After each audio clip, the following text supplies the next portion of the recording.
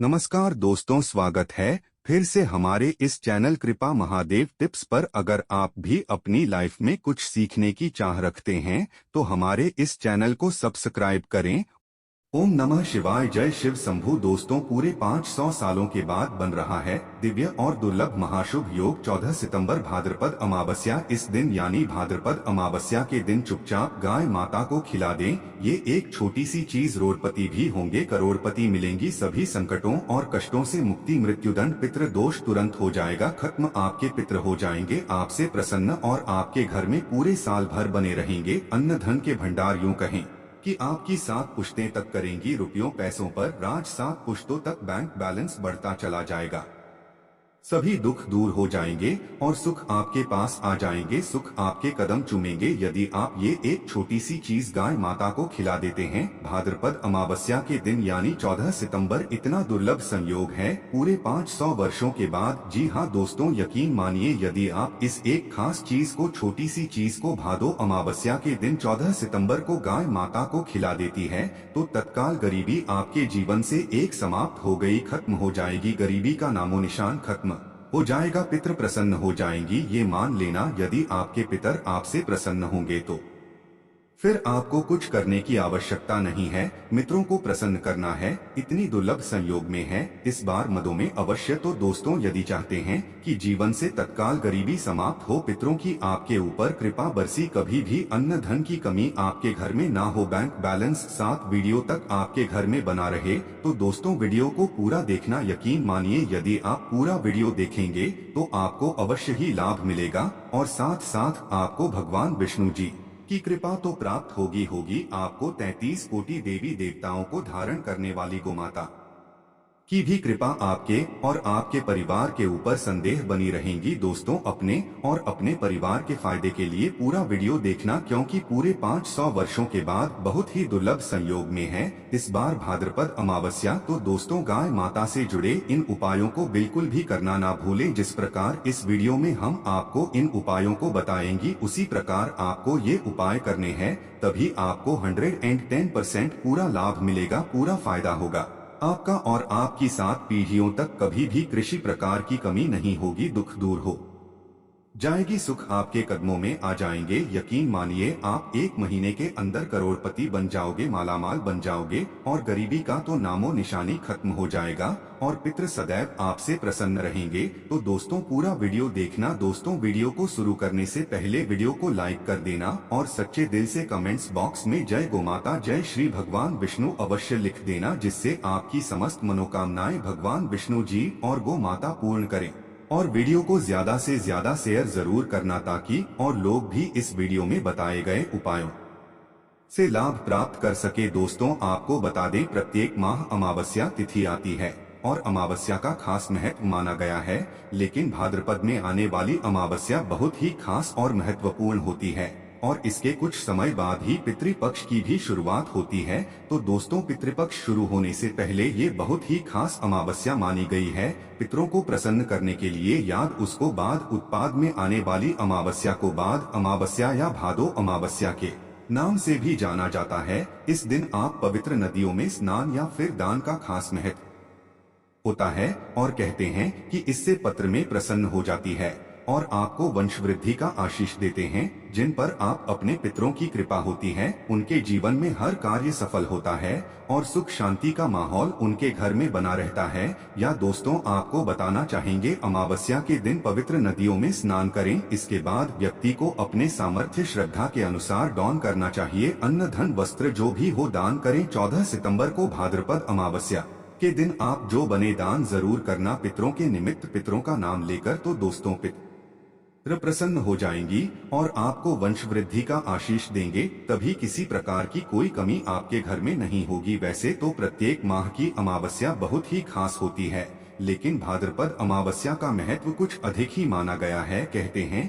कि इस दिन पितरों का तर्पण करने से उनकी आत्मा को शांति मिलती है और यह दिन भगवान विष्णु जी का पूजा करने के लिए विशेष फलदायी माना गया है। तो इस दिन भगवान विष्णु जी की विधि विधान से पूजा अर्चना जरूर करें आप। साथ ही अमावस्या के दिन आपको पीपल के पेड़ की पूजा अवश्य करनी चाहिए। कहते हैं कि इस दिन पीपल की पूजा करने से सभी देवी देवताओं का आशीर्वाद प्राप्त होता है। अमावस्या के दिन यदि किसी पवित्र नदी में स्नान करना संभव न हो तो आप घर पर ही नहाने वाले पानी में गंगाजल की कुछ बूंदें डालकर स्नान करें, लाभ आपको अवश्य मिलेगा, बहुत ही शुभ माना गया है। तो दोस्तों, स्नान के बाद पीपल के पेड़ की जड़ में जल जरूर चढ़ाएं और शाम के समय पीपल के पेड़ के पास सरसों के तेल का दीपक जरूर जला दें। ऐसा करने से पितृ प्रसन्न होकर अपना आशीर्वाद आपको दे दी। व्यक्ति के जीवन में कभी किसी प्रकार की कोई कमी नहीं होती, तो ध्यान रखना हम अवश्य की शाम सरसों के तेल का एक दीपक पीपल के पेड़ के नीचे जलाए, हम लाभ प्राप्त होगा आपको। देख लेना, तभी किसी भी प्रकार की कमी नहीं होगी, सभी देवी देवताओं की कृपा आपको प्राप्त हो जाएगी, ऐसा प्रभावशाली बन जाता है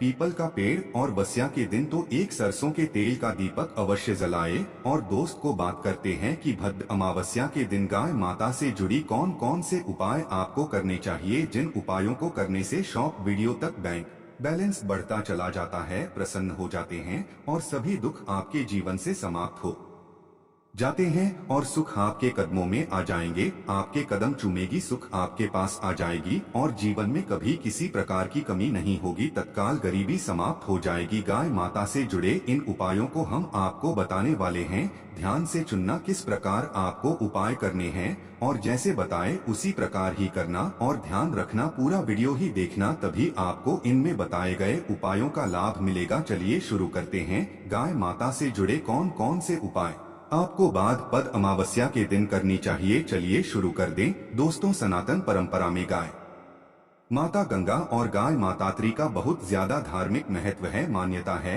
कि वो माता के शरीर पर 33 कोटि देवी देवताओं का वास होता है। गो माता की सेवा एवं पूजा करने वाले जातक पर इन सभी देवी देवताओं की कृपा बरसती है। गो सेवा से न सिर्फ इस जन्म के बल्कि पूर्व जन्म के भी दोस्त दूर हो जाते हैं। प्रत्येक सुबह जब आपके घर में बहुजन बनना प्रारंभ हो तो सबसे पहले बनाई गई रोटी को आप गो माता के नाम से निकाल दें और भोजन करने से पूर्व वो माता को इस रोटी को खिलाएं। यदि संभव हो तो काली गाय माता को खिलाएं। यदि काली गाय माता ना मिले तो सफेद गाय माता को भी आप खिला सकते हैं। प्रत्येक पूजा और मांगलिक कार्य में दो माता या उनसे जुड़ी चीजें जैसे गाय माता का गोबर, गोमूत्र, गाय माता का दूध अथवा गाय माता के दूध से बना घी अवश्य शामिल करें, इससे आपको पुण्य प्रभाव की प्राप्ति होगी। सनातन परंपरा के अनुसार जिस घर में गाय माता होती है उस घर से जुड़े सभी वास्तु दोष स्वतः ही समाप्त हो जाते हैं। किसी भी पूजा में गाय माता से प्राप्त पंचगव्य युक्त पदार्थ का उपयोग अवश्य शामिल करें, क्योंकि पंचगव्य के बिना कोई भी पूजा पाठ और हवन सफल नहीं होता। या दोस्तों, बुक कृपा पाने के लिए प्रतिदिन, सप्ताह अथवा महीने में परिवार समेत एक बार गौशाला जाने का नियम जरूर बनाएं और वहां गायों को हरा चारा जरूर खिलाएं। इससे आपको तुम फलों की प्राप्ति होगी और साथ ही साथ गौ सेवा और गो पूजा से 9 ग्रह शांत हो जाते हैं और इनसे जुड़े 200 का निदान हो जाता है। गर्मियों में गोमाता को पानी पिलाएं और सर्दी में गोमाता को गुड़ अवश्य खिलाएं। ये ध्यान रखें कि गर्मियों में गाय माता को गुड़ न खिलाएं। अनेक देवी देवताओं को अपने शरीर पर धारण करने वाली गोमाता से जुड़े कई शुभ और अशुभ संकेत भी होते हैं। मसलन गाय माता का दूध दुहते समय यदि गाय माता ठोकर मार दी और सारा दूध बिखर जाए तो अपशगुन होता है। यदि कोई यात्रा पर निकल रहा हो और गाय माता अपने बछड़े को दूध पिलाती सामने आ जाए तो निश्चित रूप से जिनसे यात्रा के लिए आप निकले हैं वे यात्रा आपके लिए अवश्य सफल होगी और वह का जिसके लिए आप निकले हैं वे अवश्य ही पूर्ण होगा। यात्रा पर जाते समय बाईं ओर गाय माता की आवाज आना और रात्रि में गाय माता की हुंकार करना भी शुरू होता है। दोस्तों, सत्य साथ गाय माता के साथ आप भूलकर भी ये काम ना करें, अन्यथा मिलता है घोर नरक और जीवन भर की परेशानियां। दोस्तों, गाय माता को रास्ते पशु बनाए जाने और इन्हें मौलिक अधिकार दिए जाने की बात हो रही है तो सवाल उठता है कि गाय माता जब भारतीय संस्कृति का अहम हिस्सा है तब भी गाय माता के साथ लोग खराब व्यवहार कैसे कर लेते हैं। गाय माता दर दर भटकती रहती है, भरपेट इन्हें चारा तक लोग नहीं देते। गाय माता जब तक दूध देती रहती है को उनकी सेवा होती है और जैसे ही दूध देना बंद कर देती है तो लोग इन्हें उनकी किस्मत पर छोड़ देते हैं, सड़कों पर और गलियों में भटकने के लिए। ऐसे में गोवंशी जीवों को कोई डंडे से मारता है तो कोई उन पर पानी डाल देता है, कभी वाहनों से इन्हें ठोकर लग जाती है तो कभी बीमार होकर बेचारी एक गाय माता दम तोड़ देती है। ऐसे में जरूरत है इन बातों को जानने की कि गाय माता को लेकर शास्त्रों में क्या कहा गया है, गाय माता के साथ आपको कैसा व्यवहार करना चाहिए। या दोस्तों, गाय माता को कभी भी मारना पीटना नहीं चाहिए। शास्त्रों में गाय माता को माता का दर्जा दिया गया है। गाय माता को मारने पीटने वाला माता को मारने पीटने वाले के समान बाप का भागी माना जाता है। ऐसे घरों को नरक लोक में वर्षों तक कष्ट भोगना पड़ता है, अगले जन्म पशु योनि में मिलता है।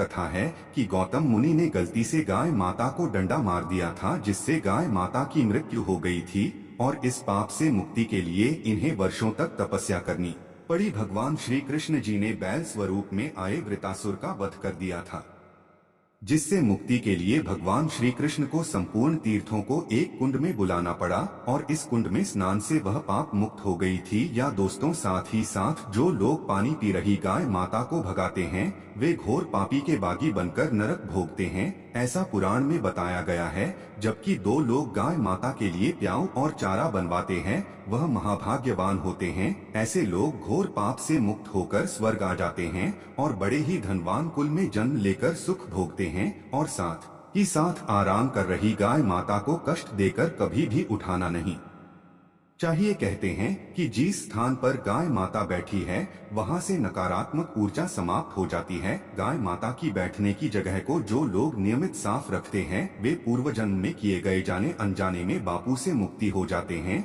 और गोलोक में स्थान पाते हैं। गाय माता को डंडा मारकर उठाना, पानी डालकर उठाने से मनुष्य पाप का भागी बनता है और अगले जन्म में उसे दर दर भटकना पड़ता है। और साथ ही साथ शास्त्रों में बताया गया है कि गाय माता का दूध उसके बछड़े के लिए होता है। गाय माता के सी बचा हुआ दूध ही मनुष्य को लेना चाहिए, लेकिन कुछ लोग एक बार गाय माता को दोहों लेने के बाद फिर से बछड़े के लिए बचा हुआ दूध भी दूर लेते हैं। ऐसा करना घोर पाप कहा जाता है। ऐसे दूध को दुखाने वाला और ग्रहण करने वाला दोनों ही पाप के भागी बन जाते हैं। दोस्तों, साथ ही साथ शास्त्रों में कहा गया है कि गोवंश यानी गाय माता और बैल के पीठ पर नहीं बैठना चाहिए। इनकी पीठ पर बैठने से महापाप लगता है। ऐसे लोगों को नरक की यातना भुगतनी पड़ती है। एकमात्र महादेव के अंश के उत्पन्न नंदी ही गोवंशी है, जिस पर स्वयं महादेव और महादेवी सवारी करती है, क्योंकि नंदी ने स्वयं अपनी एक शासी महादेव की सवारी बनना स्वीकार किया था।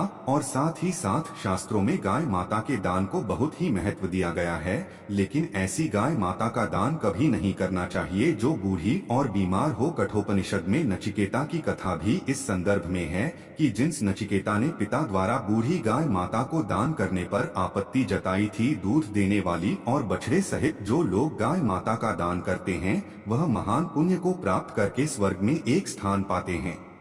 दूसरों, साथ ही साथ सूर्य चंद्र मंगल या शुक्र की युति राहु से हो तो पितृदोष होता है। यह भी मान्यता है कि सूर्य का संबंध पिता से, इंदु मंगल का संबंध रक्त से होने के कारण सूर्य यदि शनि राहु या केतु के साथ स्थित हो या दृष्टि संबंधी हो तथा मंगल की युति राहु या केतु से हो तो पितृदोष होता है। इस दोष से जीवन संघर्ष में बन जाता है। यदि पितृदोष हो तो गाय माता को प्रतिदिन या किसी भी एकदशी को या किसी पूर्णिमा के दिन क्या अमावस्या को रोटी गुड़ चारा आदि खिलाने से पितृ दूर से समाप्त हो जाता है। साथ ही साथ देसी गाय माता की पीठ पर जो खुद को उबार होता है वह बृहस्पति गुरु हैं। आठ जन्मपत री में यदि बृहस्पति अपनी नीच राशि मकर में हो या अशुभ स्थिति में हो तो देसी गाय माता के इस बृहस्पति भाग एवं शिवलिंग रूपी कुबड़ के दर्शन करने चाहिए तथा चने की दाल रखकर गाय माता को रोटी भी दें। इससे आपको सब फलों की प्राप्ति होगी। दोस्तों, अगर वीडियो पसंद आए तो हमारे चैनल को अवश्य सब्सक्राइब करें